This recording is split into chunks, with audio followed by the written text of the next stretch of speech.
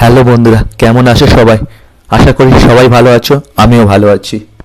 একটা গোলাপ গাছের ডালকে নিয়ে সেটাকে কিভাবে টবের মধ্যে বাঁচিয়ে রাখতে পারবেন। বাঁচিয়ে রাখতে হলে পুরো ভিডিওটা আমার যেই পদ্ধতিতে আমি দেখাচ্ছি এইভাবে পদ্ধতিতে করুন, সফল হবেন। শুরু করছি আমার ভিডিও। প্রথমে একটা গোলাপ গাছ নেবেন, সেখানে আস্তে আস্তে কাঁটাগুলো কেটে নিয়ে সেখানে একটা ছুরি দিয়ে আস্তে আস্তে ছোটো করে, আমি যেভাবে কাটছি ওভাবে ছোটো করে আস্তে করে কেটে নেবেন। দিয়ে আস্তে আস্তে ঘষে কাণ্ডটা কাছাকাছি সাদা যে ভাবটা সেখান পর্যন্ত কেটে নেবেন।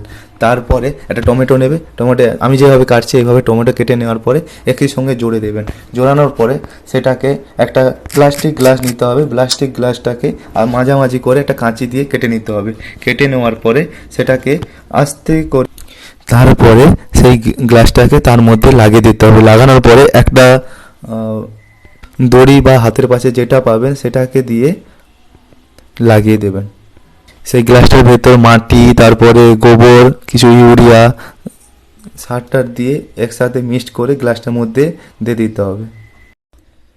29 থেকে 30 দিন এইভাবে রেখে দিবেন। রাখার পরে 30 দিন পরে যখন আপনি দেখবেন, হালকা করে কালো পেপারটা সরিয়ে দেবেন এবং গ্লাসটাকে সরিয়ে দেবেন, দেখবেন গজা বেরিয়ে গেছে ওখান থেকে। তারপরে ওখান থেকে কাণ্ডটা থেকে নিচের দিক থেকে যেভাবে কাঁচি দিয়ে আমি কেটেছি সেভাবে কেটে দিয়ে একটা টব নেবেন, টবের মধ্যে দিয়ে একটু হালকা